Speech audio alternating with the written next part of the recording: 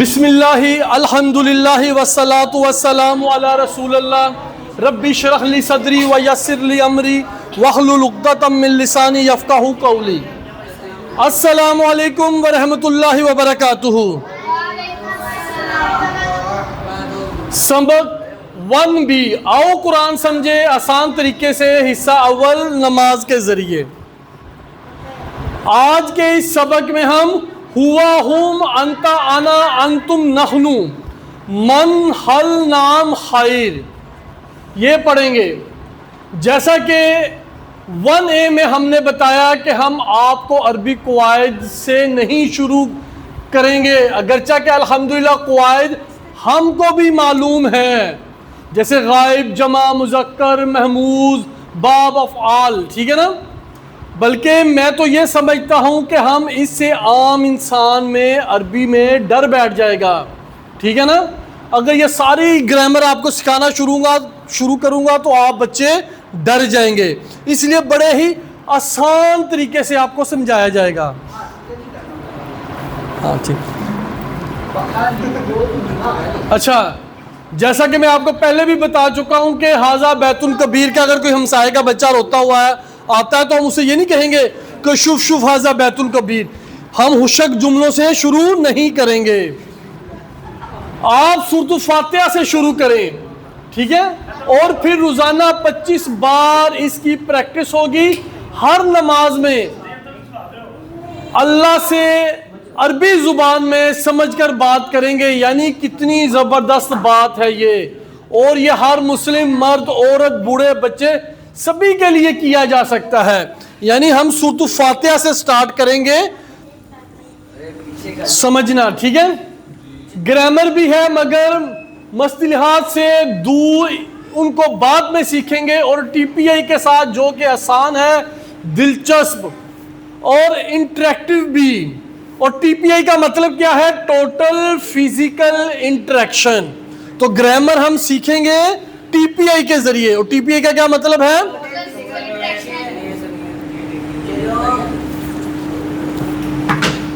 यानी कि इसका मतलब क्या है? कान, आंख, दिमाग, आवाज, हाथ, दिल का और साथियों का इस्तेमाल, ठीक है। अब TPI का असल मकसद क्या है कि सुनिए, देखिए, सोचिए, बोलिए, बताइए, दिल से कीजिए, मिलकर कीजिए। ये कोई मजाक नहीं, ये एक पूरा निजाम है। अभी से प्रैक्टिस कीजिए ताकि बाद में आसानी हो।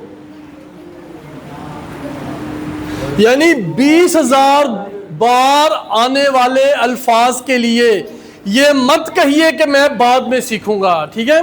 ग्रामर अब हमने TPI के साथ सीखनी है। मसलन अब इशारे करने क्यों जरूरी है? जैसे हम मोबाइल पर बात करते हुए इशारा करते हैं ना मोबाइल के साथ, कभी सीधे आते जाओ या आगे से लेफ्ट हो जाओ या राइट हो जाओ। अक्सर लोग मोबाइल पर बात करते हुए साथ साथ हाथ भी उनका हिल रहा होता है। तो यही चीज है कि TPI का भी मतलब ये है कि जब हम सीखेंगे तो साथ में हमने अपने हाथ भी हिलाने हैं ताकि हमारी टोटल फिजिकल इंटरेक्शन हो, ठीक है ना। अरबी जुबान के सीगों के लिए आसान इशारे, आसानी के लिए सारे दिमाग का इस्तेमाल, शैतान को बीच में मत आने दीजिए। 125 अल्फाज यानी TPI के जरिए 18,500 अल्फाज। हुआ, हुम, हिया, अंता, आना, अंतुम, नहनु, ठीक है ना। ये एक एक करके ये सारे हम सीखेंगे। कुरान के 200 अफ़आल और 20 ज़मायर और हरूफ वगैरह मिलाकर कुल 30,000 से ज़्यादा, यानी 40% कुरानी अल्फाज। कुरानी अल्फाज समझाते वक्त बहुत ज़्यादा आसानी, एक इशारा 5 बातों के लिए काफ़ी है, ठीक है। अच्छा, अब मेन चीज़ ज़हन में रखें, मैं अरबी पढ़ूंगा, आपने तर्जमा पढ़ना है, ठीक है। और इशारों के साथ इशारा करना है। मैं आपको इशारा समझा दूं, इशारा कैसे करना है, ठीक है ना। अब हर बच्चे ने इशारा करना है, ठीक है। हुआ यानी सब ने राइट हैंड पर, राइट तरफ। अब देख लो आप, हाँ रहा हुआ वो, जहां हम कहते हैं ना वो कह रहे हैं ना हुआ, हाथ का इशारा करना है, ठीक है ना, हुआ वो, हुम। देखो जब मैंने हुआ कहा है तो मैंने एक फिंगर की है, यानी एक आदमी के लिए। और जब मैं कह रहा हूं हुम, वो सब जमा का सीगा है, तो ये 4 उंगलियां करनी है आप, ठीक है। हुआ कहूंगा तो एक फिंगर, हुम कहूंगा तो 4 फिंगर है, ठीक है। अब फिर मैं दोबारा शुरू कर रहा हूं, हुआ, हुम, ठीक है, अंता, यानी सामने, बिल्कुल सामने, अंता, ठीक है ना, अंतुम, यानी कि ऐसे 4 फिंगरें करनी है आपने, अंतुम, ठीक। फिर शुरू करूं मैं, अब समझ रहे हैं ना कि वाहिद के लिए 1 और जमा के लिए 4, ठीक है ना। हुआ, हुम, अंता, अना, अंतुम, नखनू, ठीक है ना, इशारों के साथ, ठीक है ना। इशारे करेंगे तो टोटल फिजिकल इंटरेक्शन होगी, ठीक है। अब आप में कौन बच्चा आकर इसको रिपीट करेगा? चलो आज जो आपने अरबी पढ़नी और आपने तर्जमा पढ़ना है।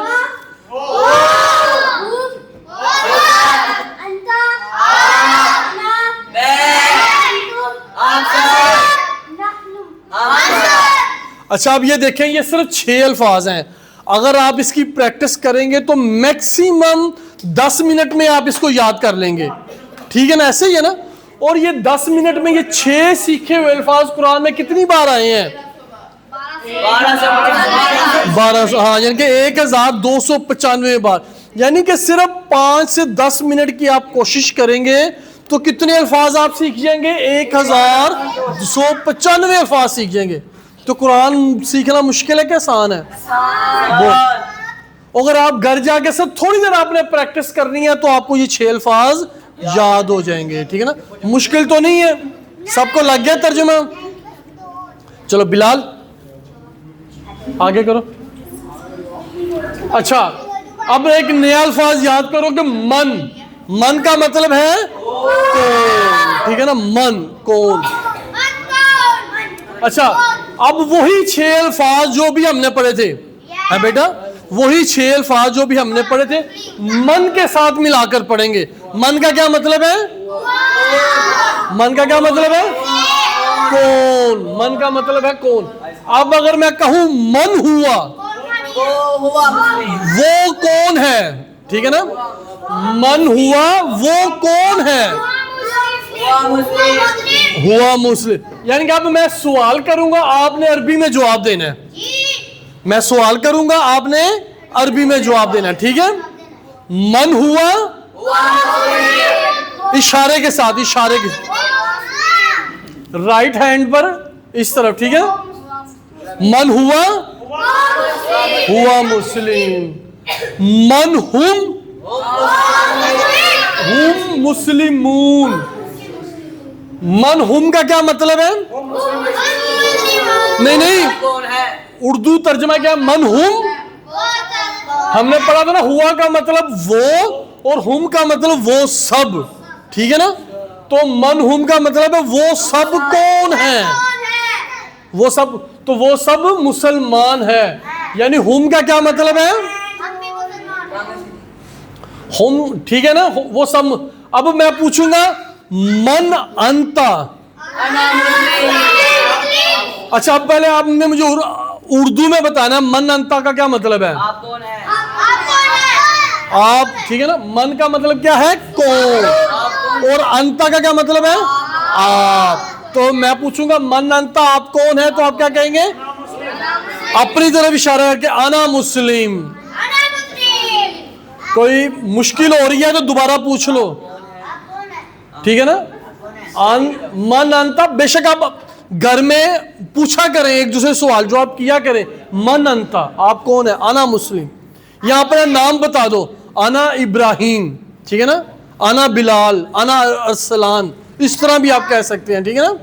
इस तरह भी आप कह सकते हैं, ठीक है ना। अच्छा, अब फिर मैं शुरू से पूछूंगा, ठीक है। आप लोगों ने अरबी में जवाब देना है, अरबी में। मन हुआ, मन हुम, मन अंता, मन अंतुम। हाँ, यानी कि मन अंतु तुम सब कौन हो, नहनु मुस्लिमून हम सब मुसलमान हैं। हुआ याद समझ आ रही है? कोई मुश्किल है तो पूछ लो, ठीक है। ओके, नेक्स्ट आगे करो। अब ये देखो, इंग्लिश में तो ये बच्चे जानते होंगे कि एंड, यू, फार, आर, ठीक है ना। लेकिन इसको हम शॉर्टकट में भी यूज करते हैं, शॉर्टकट में भी यूज करते हैं ना। एंड के लिए ये लगा दिया, यू के लिए ये लगा दिया, फार के लिए ये लगा दिया, आर के लिए ये लगा दिया। इस तरह अरबी में भी शॉर्टकट है अल्फाज, ठीक है ना। आगे बिला आगे करो। वाह का क्या मतलब है? फा का क्या मतलब है? और अलिफ जबर, इसका क्या मतलब है? हमजा जबर, इसका आ गया क्या, ठीक है ना, ठीक है ना। ये सवालिया निशान आ गया, ठीक है। अब नेक्स्ट, अच्छा, इसमें बार बार आने वाले बाज अल्फाज सिर्फ एक हरूफ में आ जाते हैं, बल्कि दोनों हरूफ में भी जगह नहीं होती। यानी अरबी में बाज ऐसे अल्फाज होते हैं कि एक ही लफ्ज में दो हरूफ होते हैं, जैसे हमने अभी पढ़ा था बिल्लाही, ठीक है ना। और बाज हरूफ ऐसे भी होते हैं कि एक ही हरूफ में तीन हरूफ इकट्ठे किए होते हैं, ठीक है ना, और स्पेस भी नहीं होती बीच में। अच्छा, आम किताबों में तो जबर जेर भी नहीं होती, सिर्फ हरफ ही काफी होती हैं, जगह की बचत, मुख्तसर, पढ़ने में आसानी, लिखने में आसानी, ठीक है ना। जो हम नॉर्मली उर्दू पढ़ते हैं उसमें जेर जबर भी नहीं होती, ठीक है ना। Okay, next. अच्छा, अब ये देखो, जैसे हमने वाव का क्या मतलब अभी पढ़ा था, वाह का क्या मतलब, और हुआ का क्या मतलब था, वो। और अगर ये इकट्ठा लिखा जाए, वाहुआ और वो, शाबाश, है ना, बच्चे ने बताया, ठीक है ना। हाँ, वाहुम का क्या मतलब कौन बताएगा? और वो सा। देखो, इसमें कोई गैप भी नहीं है, लेकिन ये दो लफ्ज हैं, ये दो लफ्ज है। वाह का मतलब है और, हुम का मतलब वो सब, ठीक है ना। अब फिर मैं पूछूंगा, वाहुआ का क्या मतलब है? और वो, वहुम और वो सब। समझ आ रही है ना? अच्छा, अब वही 6 अल्फाज जो अभी हमने पढ़े थे, ठीक है बच्चों, वही 6 अल्फाज जो हमने पढ़े थे, अब हम वाओ के साथ उसकी प्रैक्टिस करेंगे, ठीक है ना, टीपीआई के साथ, ठीक है। वाहुआ, वहुम, व अंता, व अना, व अंतुम, व नहनु, ठीक है ना। अब ये 6 अल्फाज आपने इनका तर्जुमा नहीं भूलना, बार बार ये 6 अल्फाज अब यूज होंगे, ठीक है ना। और वाव का मतलब है और, ठीक है ना। अब फा का मतलब हमने क्या पढ़ा था? पास। अब हुआ का मतलब हम ऑलरेडी जानते हैं, हुआ का क्या मतलब है? वो, ठीक है ना। तो फाहुआ, फाहुम, पास, वो सब। समझ आ रही है ना? यानी कि लफ्ज वही है, हुआ और हुम।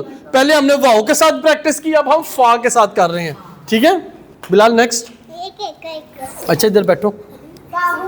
अच्छा, अब हमने फा के साथ प्रैक्टिस करनी है, ठीक है। मैं अरबी पढ़ूंगा, आपने तर्जुमा पढ़ना, ठीक है ना। फहुआ,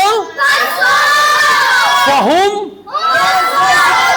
फअंता, फअना, फअंतुम, फनहनु, ठीक है ना। पहले हमने वाह के साथ प्रैक्टिस की, अब हम फा के साथ कर रहे हैं। अच्छा, अभी आपने 6 मिनट में 6 अल्फाज सीखे जो कुरान में 1295 बार आए हैं। फिर इसकी बुनियाद पर आपने कुछ बातचीत भी की। ये तरीका आपको खूब शौक दिलाएगा इंशाअल्लाह। और इसी तरह हमने जुमले सीखने हैं, अल्फाज सीखने हैं आगे भी। हर ग्रामर का सबक ये बताएगा कि आप कुरान से कितने करीब हुए हैं, क्या ये हुशक क्वाय से बेहतर नहीं है? ठीक है ना। ये बहुत ही आसान और एक इंटरेक्टिव दिलचस्पी वाला जो है ना ये कोरस है। ठीक है ना। आपको फिर शौक पैदा होगा और आपने घर में भी जाकर इन लफ्जों की प्रैक्टिस करनी है। ठीक है। ओके आगे इब्राहिम इधर आओ तो आगे करो। अच्छा, दो के और मोनस के सीगे कुरान में बहुत कम आए हैं। जब आएंगे उस वक्त सीखना बहुत आसान, क्योंकि इस वक्त बहुत कुछ आ चुका है कि या युहल्लज़ीना आमनू मर्द और औरत दोनों मुराद हैं। ठीक है ना। अभी हम सिर्फ यही वाहद के सीगे सीख रहे हैं। ठीक है ना। दो के और जमा के हम बाद में सीखेंगे। अब नुक्ता तलीम, अब इसमें क्या है, आप सीख सकते हैं। कुरान सीखने के लिए आपको दिमाग लगाना पड़ेगा और आपके पास निहायत ताकतवर दिमाग मौजूद है। हर एक के पास दिमाग है ना। कोई बच्चा ऐसा तो नहीं कि जिसके पास दिमाग ना हो इस वक्त। हाँ, बस असल चीज ये है कि दिमाग को आपने हाजिर इधर करना है। ये नहीं कि बैठे इधर हो और दिमाग कहीं और पहुंचा हो। अगर यहां मौजूद है तो आपका दिमाग भी इधर ही होना चाहिए। यानी आपके दिमाग में, हर शख्स के दिमाग में 10,000 करोड़ खुली होते हैं। ये 10,000 करोड़ खुलिये हैं। ठीक है ना। हर शख्स के दिमाग में कितने खुलिये हैं? इतना ताकतवर दिमाग आपके पास है। इससे भी अजीब, हर खुलिये की 20,000 शाखें हैं। और इससे ज्यादा अजीब, हर शाख जो है एक सेकंड में 500 टाइम ऐसे ऐसे आपस में शॉर्ट हो रही है ऐसे। यानी कि आपके दिमाग में 10,000 करोड़ खुलिये हैं और हर खुलिये की 20,000 शाखें हैं और हर शाख एक सेकंड में 500 टाइम आपस में ऐसे शॉर्ट हो रही है। ठीक है ना। यानी बहुत ज्यादा गुंजाइश और कुव्वत है आपके पास। इसलिए कभी मत कहिए कि मैं सीख ही नहीं सकता। सिर्फ ये जहन में रखना है कि आप इधर मौजूद हैं तो आपका दिमाग भी इधर ही मौजूद होना चाहिए। याद रखिए, सबक नंबर 1 के खत्म पर आपने 12 अल्फाज सीखे हैं जो कुरान में 7,248 बार आए हैं। तो कुरान में कुल तकरीबन कितने अल्फाज हैं?